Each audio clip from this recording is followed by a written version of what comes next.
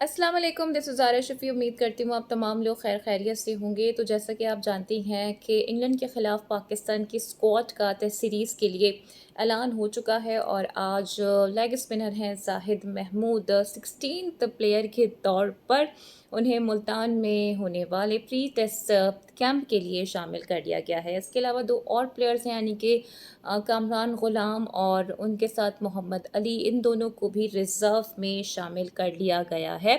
लेकिन दोनों ही domestic cricket खेलते रहेंगे, डोमेस्टिक मैचेस खेलते रहेंगे, ताकि अगर कोई भी ज़रूरत पड़ जाती है इनकी इस टेस्ट मैच में तो इसके लिए वो तैयार भी रहें। इसके अलावा जो तीनों प्लेयर्स हैं, पीसीबी का ये कहना है कि जो टेस्ट सीरीज़ पाकिस्तान की होने जा रही है इंग्लैंड के अगेंस्ट, उसके सेटअप का बिल्कुल हिस्सा हैं, लेकिन जो हतमी तौर पर 15 प्लेयर्स का ऐलान पहले ही किया जा चुका है। तो वो ही ज़्यादातर आपको एक्शन में नज़र आएँगे और जो 15 खिलाड़ी हैं वो क्रिकेट और जो लॉजिस्टिक रीज़न्स हैं वो उसकी बिना पर ऑलरेडी काफ़ी हो चुके हैं। इसके अलावा जनाब जी फ़खर ज़मान थोड़ी-सी मुश्किल में आ गए हैं। आपको याद होगा कि तकरीबन 2 रोज़ पहले ही पीसीबी का कनेक्शन कैंप हुआ था, जहाँ पर प्लेयर्स की यूनिटी को लेकर काफ़ी ज़्यादा बातें की गई थीं।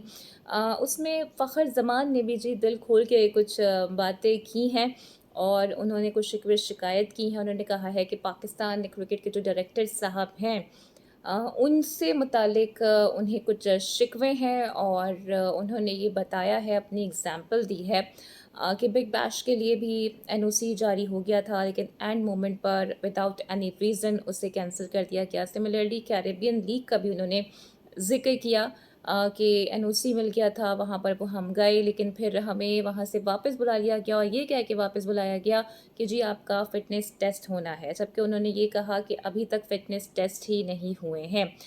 तो ना जाने जो फ़िटनेस टेस्ट हैं वो कब किए जाएँगे, लेकिन इस वजह से फ़खर ज़मान थोड़ी-सी मुश्किल में आ गए हैं। फ़खर ज़मान एक एक्सेप्शनल टैलेंट है और इसमें कोई दो राय नहीं है कि मिचेल स्टार्क को या राशिद खान को अगर कोई छक्के मार सकता है तो वो सिर्फ़ और सिर्फ़ फ़खर ज़मान है जो कि ऐसा कारनामा सरअंजाम दे सकते हैं। सिर्फ़ एक प्रॉब्लम है उनके साथ और वो ये है कि वो कंसिस्टेंट नहीं हैं।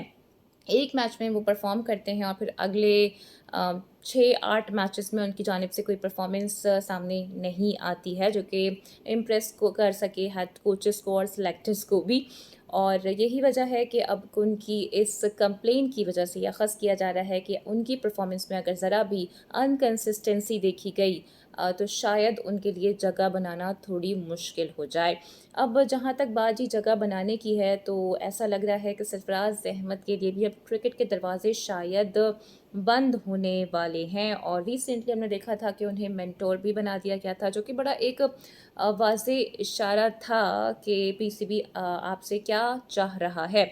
इसमें कोई दो राय नहीं है। जब कमबैक हुआ था सरफराज अहमद का न्यूजीलैंड के अगेंस्ट, तो बड़ा ही आउटक्लास था, लेकिन फिर श्रीलंका हो, ऑस्ट्रेलिया हो, जहाँ उन्होंने एक टेस्ट मैच खेला था और उसके बाद इनफैक्ट अभी चैंपियंस कप हो, सरफराज की जानिब से कोई ऐसी परफॉर्मेंस सामने नहीं आ सकी है जिससे सेलेक्टर, हेड कोच या फिर कैप्टन बहुत ज़्यादा इम्प्रेस हो जाएं और इत्मीनान का इज़हार कर दें। और शायद यही वजह है कि चैंपियंस कप के दौरान जब जेसन गिलेस्पी आए थे कमेंट्री के लिए, तो उनसे कुछ सवालात किए गए और उन्होंने यही कहा कि जितना टाइम हम सरफराज को दे रहे हैं, इससे ये बेहतर होगा कि हम किसी नए टैलेंट में, किसी यंगस्टर को मज़ीद भी ग्रूम करें।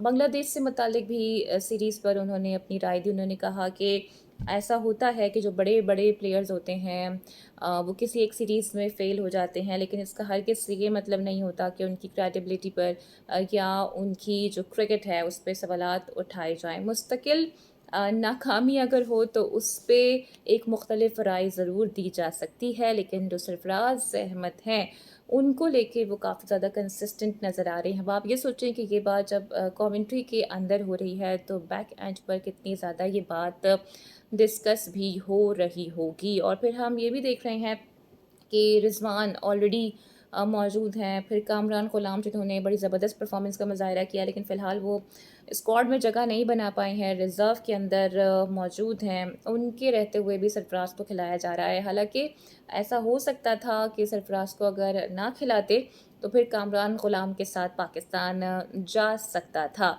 तो जनाब ये सारी आज सिचुएशन रही है और देखते हैं कि इंग्लैंड के ख़िलाफ़ पाकिस्तान टीम क्या करती है। कुछ आउट ऑफ द बॉक्स तो सोचना होगा, बिकॉज़ अगर टेस्ट चैंपियनशिप का फ़ाइनल खेलना है तो ये बहुत ज़रूरी है कि अब टेस्ट मैचेस को जीतना होगा। मुस्तकिल हार हम बिल्कुल भी अफोर्ड नहीं कर सकते हैं। आपकी इस पर क्या राय है? अपनी राय का इज़हार कमेंट सेक्शन में ज़रूर कीजिएगा। उम्मीद करती हूँ कि आज की वीडियो आपको पसंद आई होगी। Don't forget to like and subscribe my channel.